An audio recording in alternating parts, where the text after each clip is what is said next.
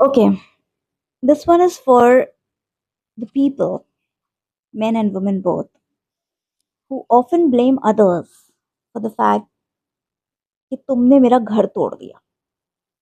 Okay, first thing, अगर आप अपने घर को अपना घर समझते हैं तो आप उसे खुद फिक्स करेंगे. घर में बहुत कुछ होती है. अब मेरा अपना घर है, ठीक है. I have my small little apartment, and there are termites also in my apartment. I'm dealing with pests, I'm dealing with a lot of things, and I'm so frustrated at times that I literally come in a position where I say कि यार मैं घर बदल लूँ. जितना खर्चा मेरा ये सोचने में हो रहा है कि मैं इसको कैसे फिक्स करूँ, कभी पेस्ट कंट्रोल वाले को बुला के, कभी I am trying to do the termite spray. Then I studied about termites and I got to know that every time they come back, because they have their own colony which they create inside the wall, and maybe from the front face they will go away, but again after some time they'll come back on the same position because they have developed a colony inside which keeps digging out. They have their own route, and it's very difficult. And this happens with your normal cemented walls as well. It's not just with wood. Let me tell you, there are two different types of termites that you have. तो अब क्या हो रहा है उसमें कि उस termite को फिक्स करने के लिए मुझे ड्रिल करना पड़ेगा. ड्रिल करके मेडिसिन डालनी पड़ेगी वॉल के अंदर. उस वॉल में मेडिसिन डालने के बाद मुझे उस वॉल को फिर दोबारा ब्लॉक करके बंद करना पड़ेगा आगे से. अब ड्रिल करने में छेद तो हो ही जाता है, अब छेद करने के बाद उसमें दवा डाल के फिर उसको बंद करना पड़ेगा. तो I have to do so much. Now it's on me, right. मेरा घर है, मुझे रहना है. या तो मैं ये एफर्ट डाल के उस घर में रहूं. I make a choice that I want to live in this house. I'll continue. या मैं अब दूसरा फैसला लूं कि नहीं यार मैं दूसरा घर ले रही हूँ, मुझे नहीं चाहिए ये घर, मैं इतना नहीं कर सकती. I can not do so much. तो ये दो चॉइसेस होती हैं. ये हर इंडिविजुअल की अपनी होती हैं. आप किसी और को ब्लेम नहीं कर सकते. There are many people who will give toffees and candies to your children. It is your upbringing somewhere, and it is your child's own choice or mindset whether they want to accept a candy or not. अब किसी बड़े adult बच्चे को तो नहीं तुम ये सिखा सकते ना कि उसे कैंडी लेनी चाहिए या उसे कैंडी नहीं लेनी चाहिए. That's their choice, right. Whether they want a candy और they don't want a candy. आप छोटे बच्चों को समझा सकते हो, लाइक कोई अजनबी तुमको टॉफी दे तो अजनबियों से स्वीट्स मत लेना. लेकिन वो बच्चा जब बड़ा हो जाता है तो you can not spoon feed an adult and say that you're not supposed to. It's they're matured enough to take a decision for themselves whether they want or they don't want. There are two types of doggies. One that looks at its owner's face before moving out of the house, or if it gets a call from somebody to come play with them. Like my dog Snow was like that. He would always look up to me, where take a permission from me whether he wants to go and play or not, whether he should play or not. And then there are dogs uh, which do not, uh, they don't care about what owner will feel. They do, and it's very strange. लोगों को लगता है कि अच्छे से अच्छी breed लो, और अच्छे से अच्छी ब्रीड के साथ अक्सर धोखा हो जाता है. लाइक लैब्राडोर में usually people don't have labs because उनको लगता है कि यार लैब्राडोर ऐसा है कि चोर आ जाएगा तो चोर से भी दोस्ती कर लेगा. Labs are like that. But my experience with Labrador was very different. My lab was someone who would not be friendly with everybody. He would look at me, look at my face before going to somebody else. And then there is a German Shepherd, or a, what do you call that, golden retrievers and bulldogs and all, या जो army में होते हैं आपके उस type के जो कुत्ते होते हैं जो बहुत शार्प होते हैं, जो बिल्कुल ही move, they very stubborn.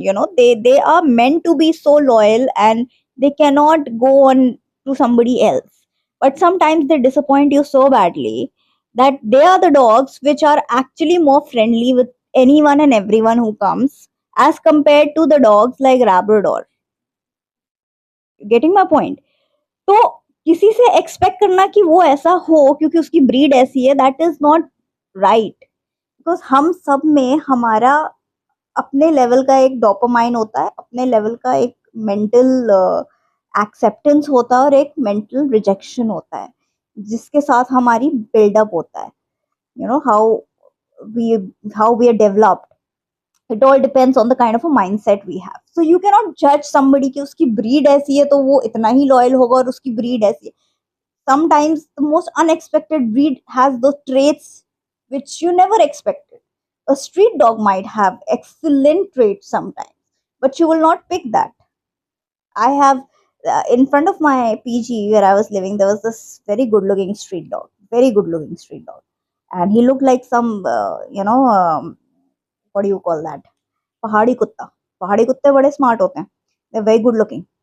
So he looked like one of the hill station dog, and he was very cute. He was sitting there. I went for my morning run, and when I was returning, I saw him, and I just gave my hand halfway. I did not touch him because number one, I did not want to touch him because I don't know what allergies he has, and number two, I was also not sure if I touch him, will he bite me. So I just wanted to give a semi high five to him. So I was giving a semi high five to him, and he was looking at me, and he did not move an inch. If there was any other dog, they might want to come closer or try to lick or try to bark or do something, but he maintained his posture straight, strong, looking at me and not moving an inch forward. So I was like, okay. I looked at him. I said, okay, he looks like one of the trained dogs, and maybe he belongs to somebody. That's why his body is very silent on my hand movement. So that's the whole point. तो अगर किसी को ये कहें, लोग अक्सर emotional हो जाते हैं, specially females. They'll watch a movie, they'll get carried away. किसी का घर टूट गया, oh my god, extra marital affairs, this and that. I stay away from this drama. I have always chosen to stay away from this drama. I've had a mindset where I believe it, I'll not involve myself into something like this. Unfortunately, circumstances in my life turned, which I never planned, which turn in this fashion, then I would rather choose to keep my own distance than involve in the whole thing, in the process, you know. But ऐसा होता नहीं है, because people drive you. It's always रब ने बना दी जोड़ी और it is सबने बना दी जोड़ी. ये दो ही टाइप की जोड़ियां होती हैं, या तो सबने बना दी जोड़ी होती है या रब ने बना दी जोड़ी होती है.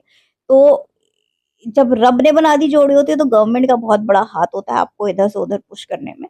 और जब सबने बना दी जोड़ी होती है तो इसमें अब हमारी नई गवर्नमेंट आ गई, आम आदमी, उसका बहुत बड़ा हाथ है सब में बढ़ा दी जोड़ी में. So this is the whole fact. और मुझे लगता है कि हर इंसान को अपनी ज़िम्मेदारी खुद उठानी चाहिए. आपका कुछ टूट रहा है, बिखर रहा है, तो आप उसे जोड़िए. कोई और नहीं जोड़ सकता आपके लिए. यू नो मैं चीज़ें जोड़ सकती हूँ, मैं लोगों की प्रॉब्लम्स फिक्स कर सकती हूँ.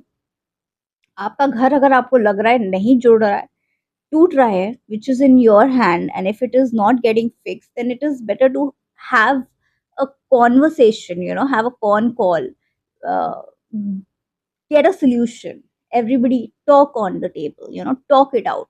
उस चीज को क्यों नहीं रिजॉल्व कर पा रहे हो, क्या प्रॉब्लम है, how to settle the thing, इतने इश्यूज आ रहे हैं, क्यों आ रहे हैं. तो there is no point living with a grudge, cursing someone, and living with a life which is not very fruitful and people not happy in the family. Everything has a solution if it is talked out properly. Have a settled mindset, have a dignified, educated mindset, sit on the table and talk. Don't be someone like dealing with a trauma and drama in the life that, oh my god, I have lost so much. You know, there was this very nice quotation which my mom got long back, and we had it as a decoration in my house. It was like, by an action of by a virtue of action, a man may rule the world for a while, but by virtue of love, he may rule the world forever. But here I understand the complexity that love in excess becomes a problem in the same way as the virtue of action or a virtue of power becomes. So excess of everything is bad, and I think a balance is very important, and for that balance communication is very important. Until and unless you won't break the ice of communication, you are not going to come on a middle ground to have the kind of a life you want. Why do you want to be with someone? Number one question. Why I choose to be with someone is a question that you should ask each other as a couple. What are your reasons of being together? Why? What are you getting out of it? You look good together, you have a society pressure, you have an illusional relationship which is sticking there, you have your kids which are unaccepting the fact that you should not be together. I think there are various aspects to it, and it is important to uh, talk it out. If you won't talk it out, you won't come to a solution, you won't come to a ground. You have to come to a common ground, a middle ground. We are part of a common era right now, and we all need to be on a common ground for everything to be in sync.